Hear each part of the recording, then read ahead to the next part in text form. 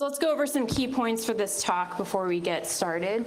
Of course, China's end goal is strategic dominance. It goes without saying, but it's important to state it sometimes in these talks.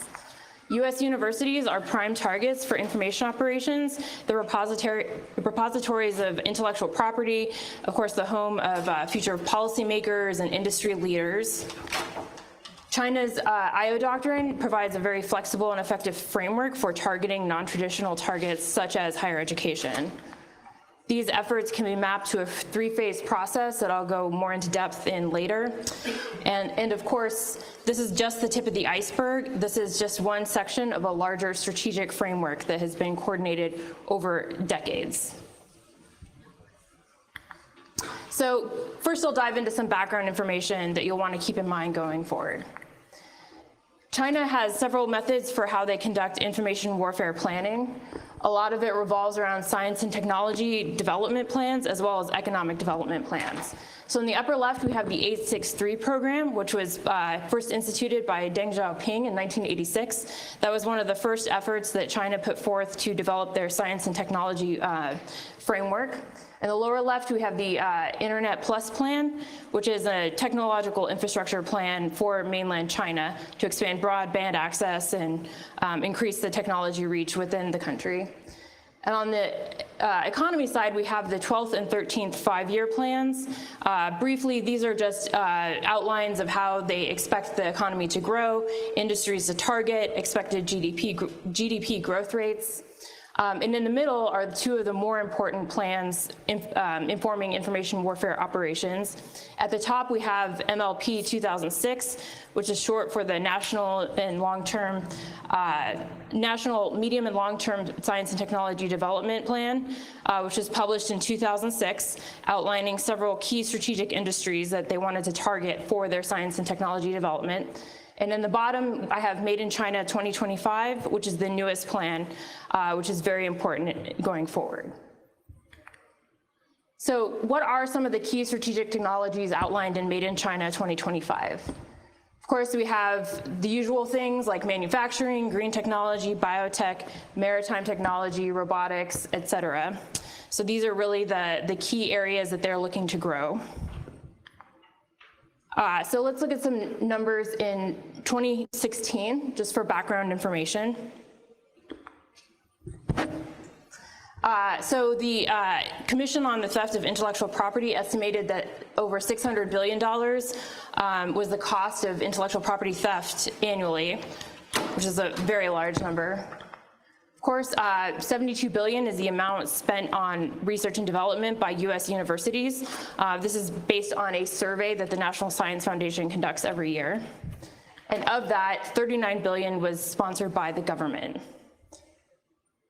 There were over 1 million international students studying in the United States, and of that, over 350,000 were from China. So let's talk a little bit more about Chinese students. So here we have a graph showing the pretty phenomenal growth rate of Chinese students studying in the US.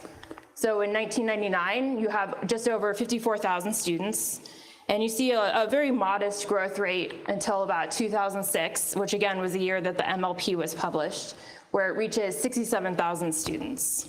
In just 3 years, it had almost doubled to 127,000 students, and by 2016, it had reached 350,000 students. So between 2006 and 2016, that number had quintupled overall. It's a pretty remarkable rate of growth. So moving into some of the background on unrestricted warfare, Chinese doctrine, and what they call informationized warfare. So historically, during the Chinese Maoist Revolution, the strategy used covered 3 different phases. The first phase is the soft power and propaganda phase, really mobilizing the political will through what's called United Front operations. Mao called United Front operations the magic weapon of any revolutionary strategy. The second phase was to establish command and control through guerrilla operations, seizing resources as well as territory. And the third phase, what it can be called the correlation of forces, is the culmination of these efforts leading to a final military offensive that would be a traditional military action. So in the 21st century, we have a newer framework that's a little more flexible called the Principles of Unrestricted Warfare. And here we have, omnidirectionality, which outlines that every space is a battle space. No target can be left untouched if it's necessary. Of course, we have synchrony, so multiple actions occurring at the same time. Limited objectives and unlimited measures, so defining an achievable objective and then throwing everything that you have at it in order to achieve that objective. Asymmetry, of course, that's very important in the world of cyber, leveraging whatever you have against a stronger adversary. Minimal consumption, everybody has a budget. Multidimensional coordination, so actions occurring in different spheres against different targets will be coordinated together to achieve the objective. And of course, adjustment and control of the entire process, which is basically an OODA loop with Chinese characteristics. So from this framework, we can see going forward, as I give these examples, you can see how some of these play out. So let's talk about soft power against US universities. How is this happening? So first we have Confucius Institutes. Now these are joint ventures between universities in the US and elsewhere and an organization called Hanban, which is a Chinese nonprofit that reports directly to the Ministry of Education. And they provide Chinese language, art, and culture classes. The first one was founded in the US in 2005 at the University of Maryland, and there are now over 100 Confucius Institutes in the US. As well as numerous other Confucius classrooms, which are the K through 12 equivalent. And of course, they serve as the ideal platform for promoting Chinese communist ideology. So Hanban influences hiring. They provide all of the textbook material and other instructional manuals. And so if you want to ask anything about Tiananmen Square or Falun Gong, you're not going to hear any of that at a Confucius Institute. So I'll draw your attention to the screen capture there. This is from the University of Pittsburgh's Confucius Institute. And there they had Madame Liu Yangdong visiting in 2015. And I'll talk a little more about why I highlight her visit to this Confucius Institute. So she served as Vice Premier of China from 2013 to 2018. And in her work as Vice Premier, one of the aspects of her portfolio was education. She's a member of the Politburo of the Central Committee. And of course, she served as the vice chairwoman of the CPPCC. This is one of the organs that does influence operations overseas and targets especially religious and political minorities.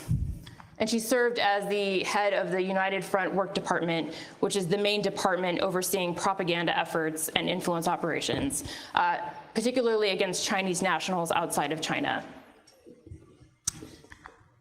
So the next soft power initiative I'll talk about is the China-United States Exchange Foundation. So it's founded by C.H. Tung in 2008, and I'll go a little more into detail about him in the next slide. Their mission is to serve as a bridge between policymakers, think tanks, and academia. Of course, they sponsor exchange trips to China and scholarships. They have relationships with notable universities such as Johns Hopkins, Harvard, the University of Chicago, and historically Black colleges and universities as well. And of course, they're a registered agent under FARA, so they exist to overtly influence US policy through their programs. So let's talk about Mr. Tung a little bit. So he's a billionaire. He was the former chief executive of Hong Kong, serving from 1997 to 2005.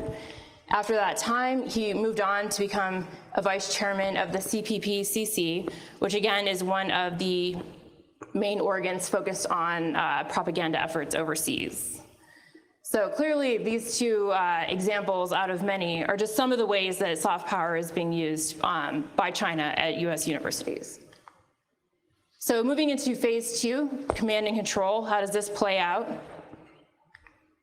So of course, intellectual property theft. This has been getting a lot of press lately. Seems to be indictments coming out more often related to this topic. So at universities, we'll see, hopefully. There we go. So we have the example of Professor Zhu, who is a professor at NYU specializing in MRI research. He received a $4 million grant from NIH. He hired 2 Chinese nationals to come work for him. One was a postdoc and one was a graduate student. And of course, on the side, he was paid $400,000 by United Imaging and the Shenzhen Institute of Advanced Technology to pass his research data. So this is just one example of how these sorts of things take place. He was fortunate in that he had a plea deal and did not have to serve any prison time. But there have been numerous other similar cases at other universities, some involving Chinese nationals and some involving US citizens as well. So computer network operations. Of course, university networks are generally large and somewhat loosely managed, usually understaffed, kind of a challenging operating environment for securing that infrastructure, but it has many tempting targets. So we'll talk a little bit about Penn State University. So Penn State is home to the Applied Research Lab, which is funded primarily by the US Navy, and they do a lot of research on ocean engineering, propulsion, acoustics, and other interesting technology. In September of 2012, they were awarded $853 million for a contract. Fast forward to 2014, the FBI notified Penn State about a breach. So in May of 2015, the Department of Engineering network was taken offline. Mandiant came in to investigate, and news reports noted that it was attributed to China. And there were actually a couple of different attacks that had occurred. And of course, they dated the earliest intrusion to September 2012. And while we can't say for certain that there was a causal effect of having the award issued and then having an intrusion, but it seems fairly suspicious. And of course, Penn State has publicly said that they have no evidence that research data was taken, and also no evidence that any lateral movement occurred between the Department of Engineering and the Applied Research Lab, but a number of faculty have dual appointments, and they did confirm that username and passwords were taken as part of this breach.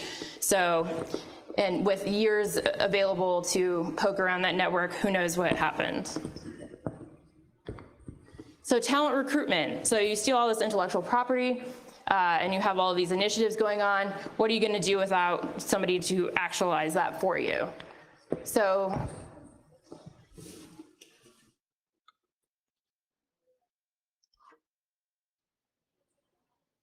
okay, so we have the 1,000 Talents Plan, which is a recruitment plan to lure people to China to work for them.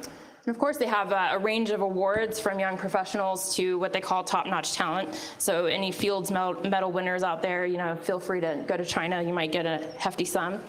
And here, the screen capture is from the Nature website, outlining this kind of promo of China's great plan to have all these experts come, and wouldn't it be grand? And it's only when you scroll to the very, very bottom of this web page that you find out it's actually a sponsored post.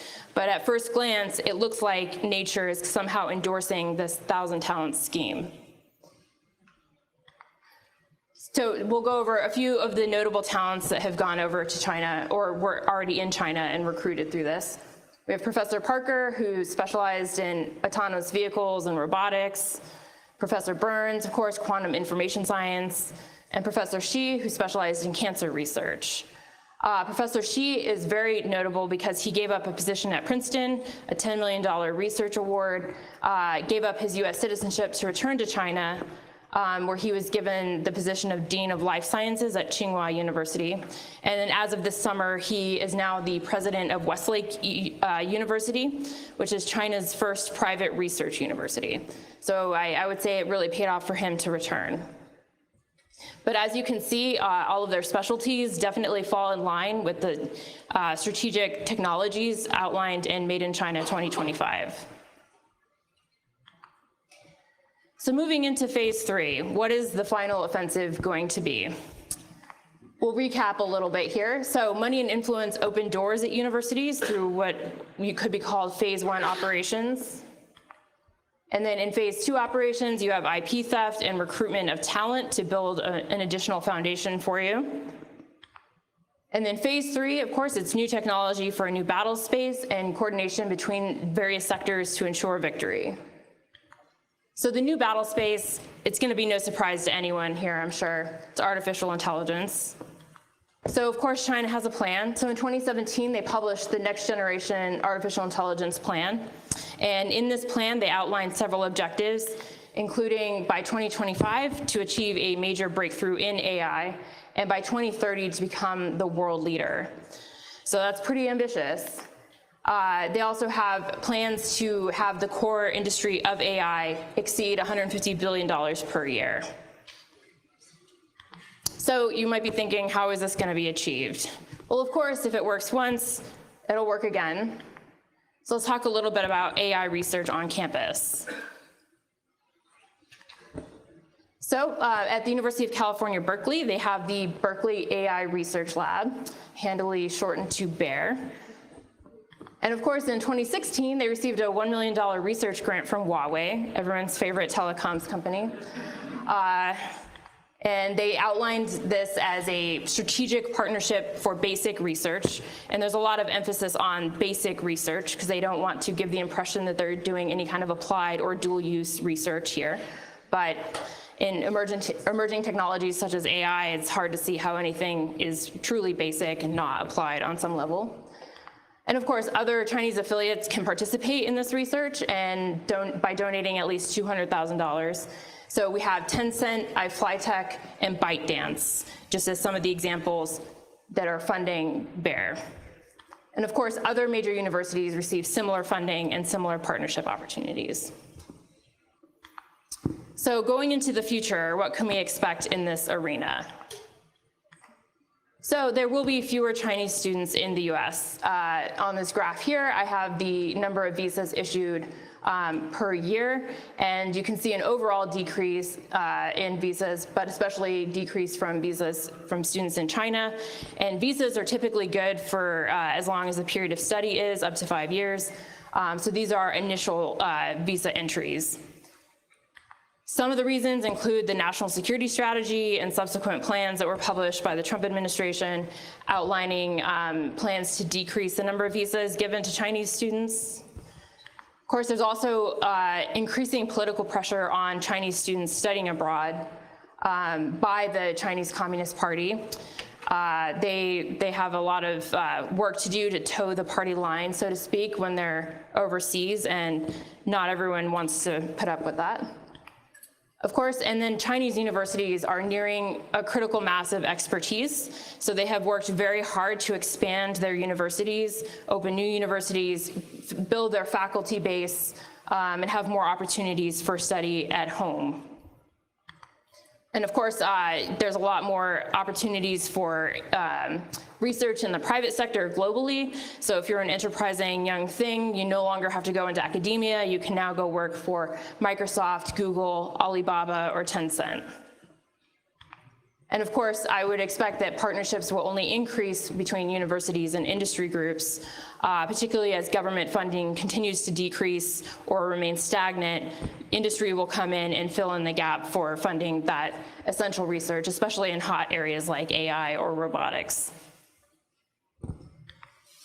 So looking forward, so instead of providing you with some ways to remediate this, it's a very complicated problem, and there's not really any one solution. So I decided to pose some questions for you to consider as we go along. Okay, so what role do universities play in national security? Should we consider them when we work with our policymakers for national security planning? Whose responsibility is it to secure higher education? Is it the universities themselves, the state, the federal government, industry partners? Who's ultimately in charge of ensuring that networks are secure, that the counterintelligence threat is dealt with appropriately, et cetera? And what are the limits of academic collaboration? Do we want to restrict the amount of money that universities can receive and the types of partners that they can collaborate with? How should we approach that as a society? And of course, finally, the ultimate question is, what are the implications of an AI-powered China? They've waged a very effective effort against us that's very long running, as you can see, over a decade or more, to get our talent, to get our intellectual property, and to really move forward in order to gain strategic dominance. So what is our expectation of how we should counter that and going forward? So, and with that, I will take any of your questions.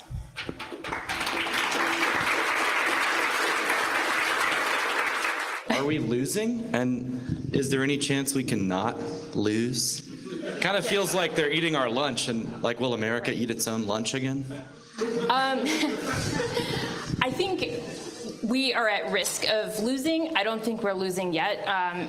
America is still the dominant player. Like, for instance, in the example of AI research, we still have the greatest minds working on that here, and people who are both in private industry and academia and in the public sector working hard to keep us safe and secure and prosperous.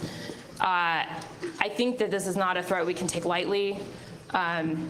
You know, and it's been very effective, and there hasn't been a lot of publicity about this. There's been little, you know, news articles here and there, and especially focused on one aspect or another.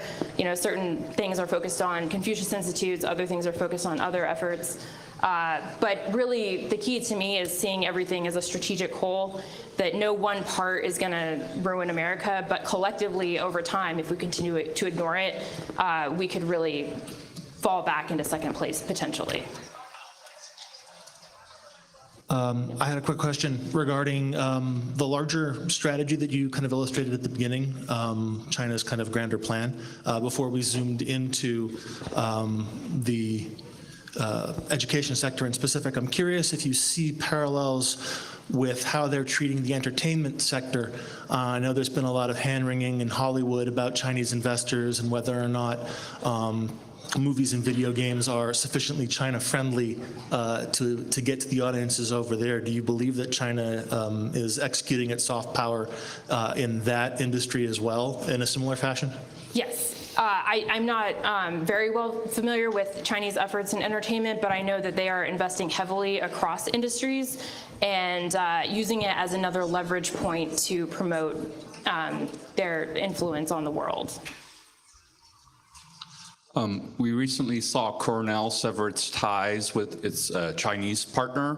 Do you think Cornell is a trendsetter in that regard? I think they did it for human rights violations rather than IP theft, but, you know, I'll take it either way.